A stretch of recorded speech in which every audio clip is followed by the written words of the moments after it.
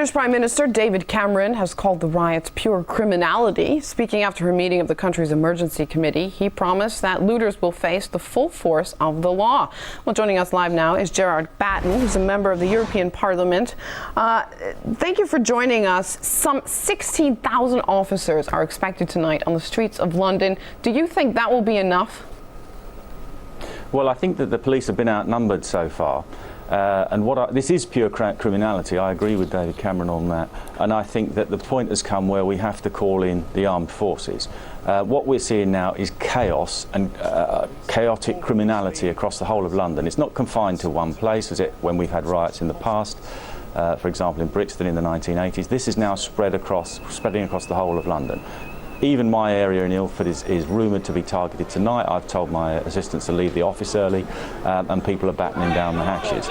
Now, what we should do, in my view, is pull our troops back from these pointless wars in Afghanistan, in Iraq, where we should never have been in the first place. Their only function, as far as I can see, is to help make Tony Blair a multi-millionaire in the USA. Let's get our troops back into this country and actually put them on the streets supporting the police in order to crush this criminal insurrection, because it's nothing better than that. What I've heard on some of your previous interviews is a lot of the usual wet special pleading about these poor disadvantaged people don't have jobs. There's jobs there if they wanted to do them. Most jobs now are filled by in pubs, in shops, in everywhere you go. They're filled by Eastern Europeans who are highly educated, who actually speak the language, and they're getting the jobs, and our own people are not getting them very often because they're not interested in education. They don't really want to work, and it doesn't surprise me now that we're seeing these people on the streets looting. This is a kind of criminal shopping spree that they're going on because of the lax approach that we've had to actually arresting people and punishing people in this country for years. It's almost impossible to get arrested for something. If you're arrested, it's very difficult to actually get convicted, and if you're convicted, it's almost impossible to get a meaningful sentence. These people have nothing but contempt for the law, and you can see it in their faces. They're not even bothering to cover their faces up. They don't think anything's going to happen to them. There is a mechanism which we could use to deal with this, if you'd like me to elaborate on that. Well, I actually want to go back and talk about you saying that the armed forces need to be brought in.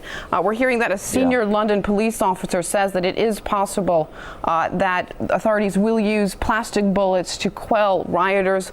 Why haven't water cannons, rubber bullets, tear gas, or even the armed forces been brought in yet?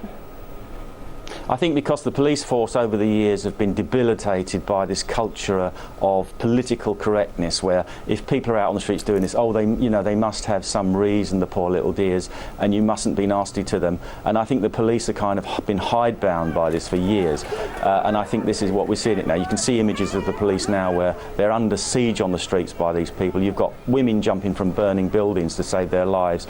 I'm surprised that nobody's actually been burnt to death yet, and I think the time has come to get tough with this. We must crush this, otherwise it's going to get totally out of hand, and it will be a constantly reoccurring thing if we don't. They'll put the shops back together, they'll restock them, and then the criminals will come out again if we don't actually make it plain to these people that this will not be tolerated and it will be crushed.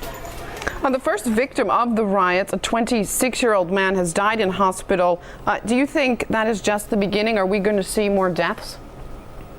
Well, from what we've seen on the TV screens, with bricks being thrown at the police, with buildings on fire, I'm only surprised that there haven't been more fatal injuries so far, because there's nothing restraining these people. They had no respect for property or human life. What do they care? If they wouldn't be burning buildings down wholesale if they actually cared whenever anybody was in them or not. How do they know where people are in? We've seen people who've lived above these shops in flats who've had to flee the buildings, evacuating in an emergency. I'm sure that wasn't done in an orderly fashion. These people are torching the buildings and they don't care who's in them.